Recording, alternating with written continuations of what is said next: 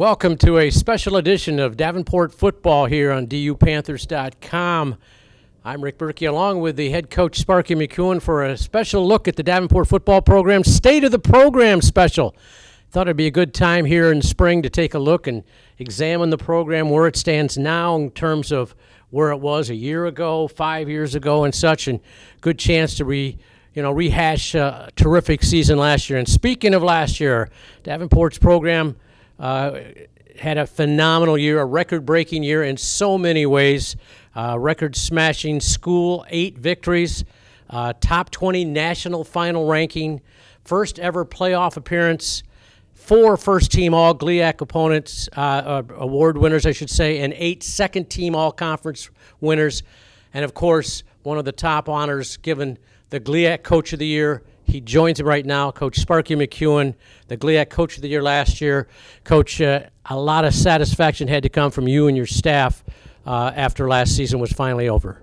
Well, that's a lot of stuff that you just read off there, and it comes from a lot of hard work. But at the end of the day, Rick, you've been around me long enough. The one thing that sticks with me is the last 2 losses to the national champions, and at one point the number 1 team in the country, Grand Valley at that time. So.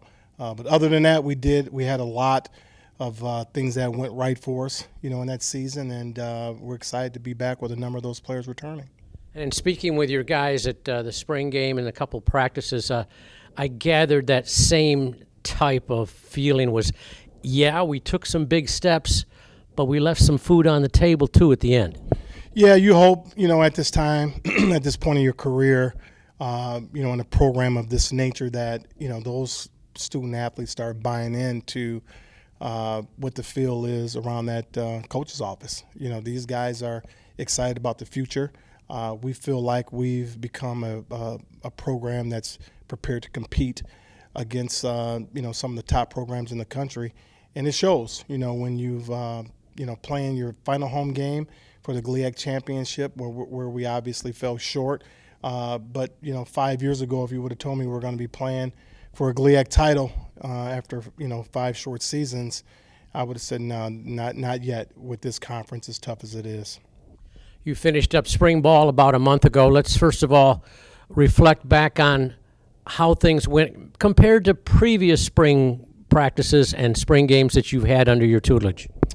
The unfortunate thing about spring ball, every coach in America, they fear injuries.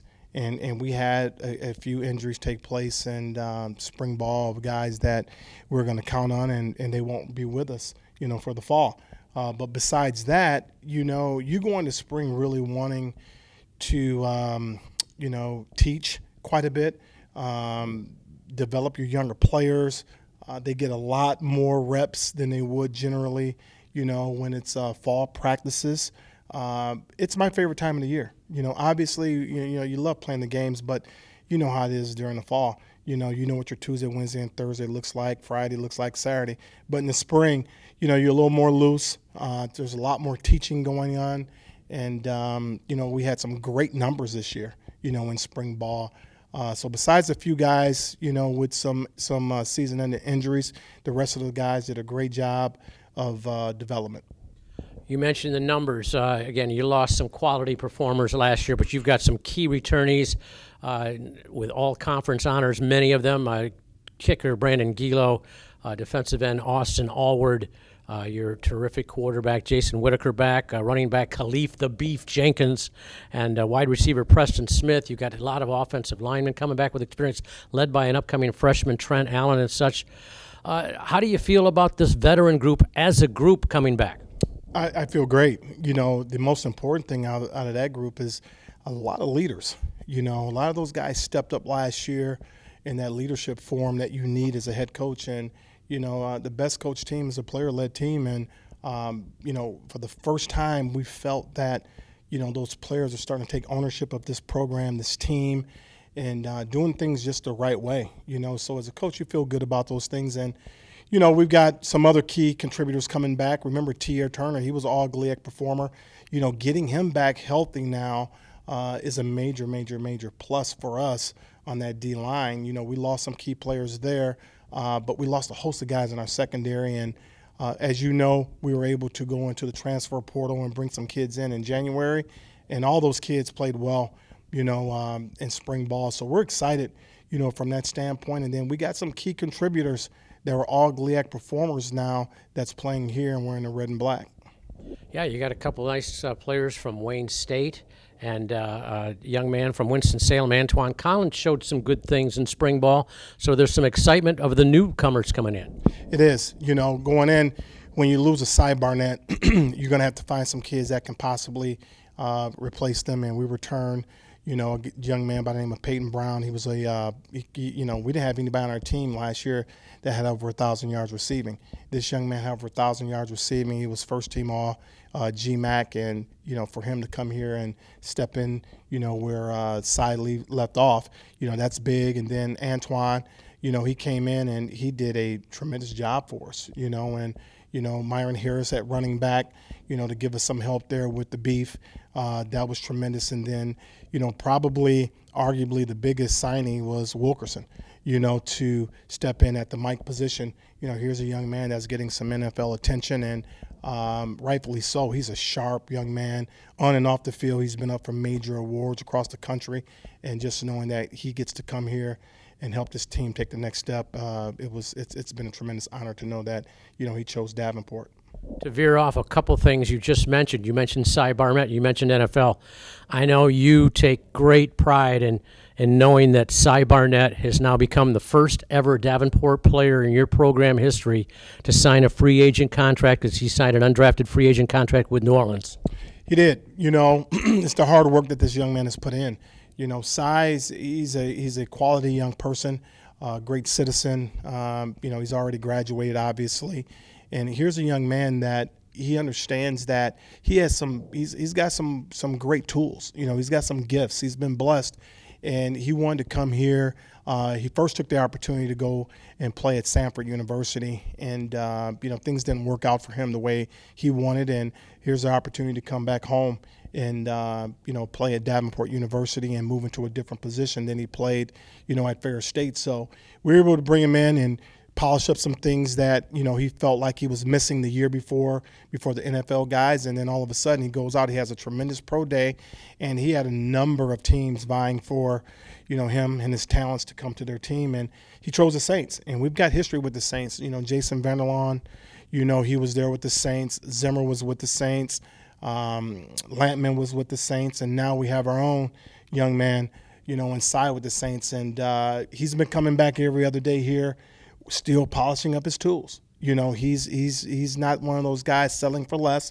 He's excited about his opportunity, but he wants to make good on his great opportunity before him. The GLIAC remains the premier Division II football conference in the nation, but there's some changes going on in the GLIAC. 3 brand new coaches. It's quite a shakeup in 1 year. Grand Valley State has Scott Wooster and Shane Richardson up at Northern Michigan, and Tyrone Wheatley takes over the Wayne State program. So you'll get some different looks from some familiar opponents this year. Yeah, we will. And someone, I can't remember who it was, but they were saying to me that Tony Anise, obviously, he's the elder statesman of this conference now. And, then all of a sudden, I'm there behind him. And I could not believe that. And, Northern Michigan has a new head coach there as well.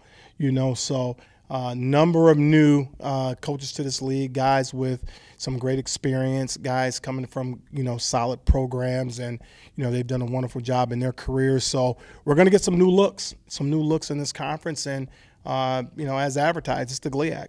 We expect nothing less but, for those teams to come out strong. And, Coach Wooster, I'm familiar with him. He's been an outstanding coach his entire career. The rest of this conference, year in and year out, you can expect anyone to rise up. Saginaw Valley, Ryan Brady's done a solid job over there. That team's inside the top 20 year in and year out, so our guys know we can't sleep on anybody. We got our hands full, and obviously with the 2 top programs that's been number 1 in the national champions, week in and week out, it's going to be a war. Staying with the GLIAC, we won't see it this year, but next year another big change as a new member joins us. Roosevelt University from the Chicago area joins us. They'll be on your schedule next year, Coach. Yeah, and very excited. We played them before. They were Robert Morris. When we went over to the other side of Chicago to play them, and the head coach is still there, and he's done a heck of a job last year. They had a very solid year, last year, and they know they're coming into a very tough conference, and they're going to be ready. I followed all their transactions. They've signed some quality football players, and they've got some new staff members there. So we're just going to strengthen the already strong GLIAC.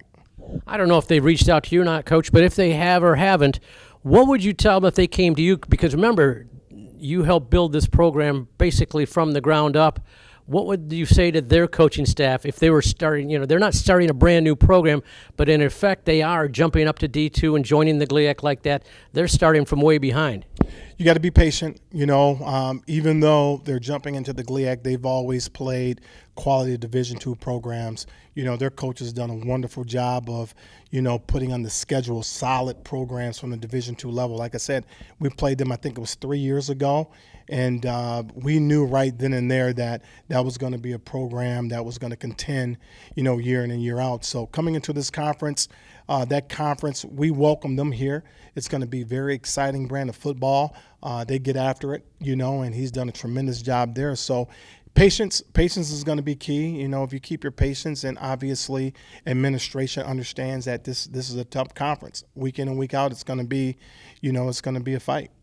You mentioned scheduling there. Well, you were just announcing today your 2023 schedule, including for the first time ever 10 Division II opponents and 6 home games at the Farmers Insurance Athletic Complex. That's exciting, to be able to come home and play in front of our homestand fans here. We had 6 last year, so it benefited us. It was a big help for us, especially when, in early weeks. And, the nice thing that I think the first 4 weeks, 3 of those games are at home, so the weather's going to be great. So we're excited about, seeing some different teams come in this place. We're playing some different conference foes, so for our home fans and our conferences, see some of these teams from the other conferences, that's big for the GLIAC, because when it comes to playoff time, the committees, they like, to see when you branch out and play some of the other, conference football teams.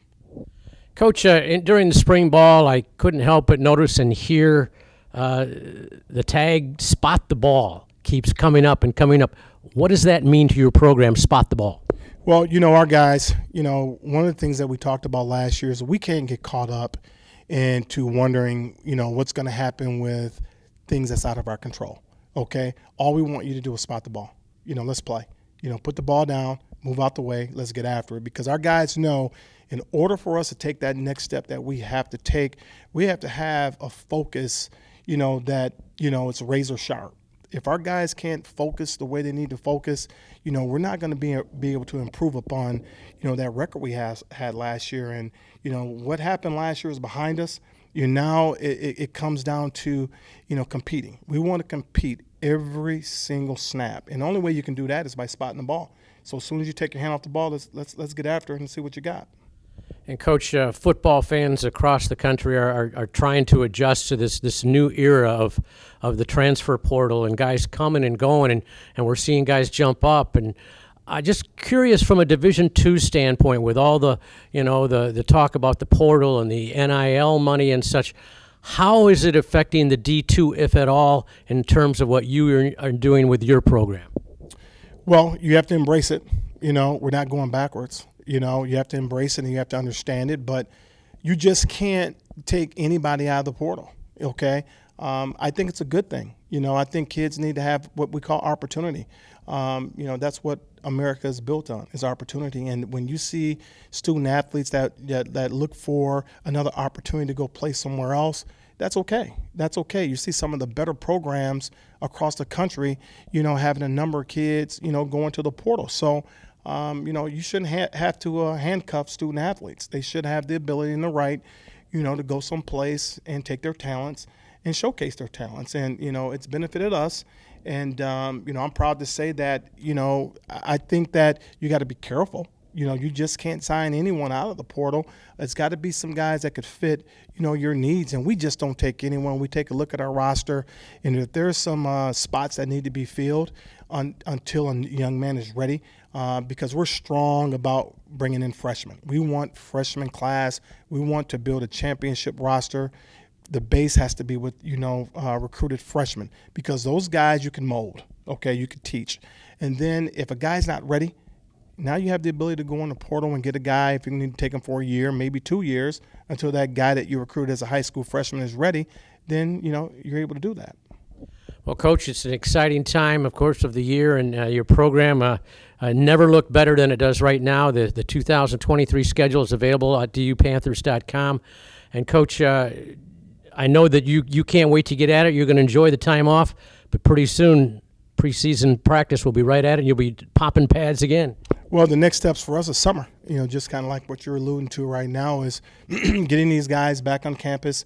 The last couple years, we've had a high percentage of our roster that would report back and, do the involuntary workouts. And strong leadership is key for that. Those guys coming back and those guys understanding that, we got to take the next step. Our guys understand what spot the ball means here, and those guys that are trying to get on the bus, those guys that are trying to play and go wherever this team's going to go and help this team win next year, they know that they're going to have to take the offseason serious. And our offseason here, our strength and conditioning program is arguably one of the best around.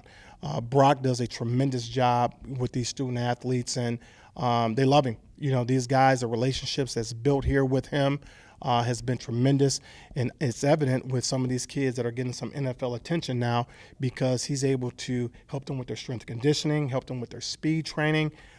He just does a tremendous job here in our program. So the summer's big, and once those guys, get in our summer program, and then all of a sudden you look up and it's August. And once August hits, it's go time at that time. The Davenport football program ready to go, coming off a fantastic record-breaking year. It's time to spot the ball. For Coach Sparky McEwen, I'm Rick Berkey, and go Panthers.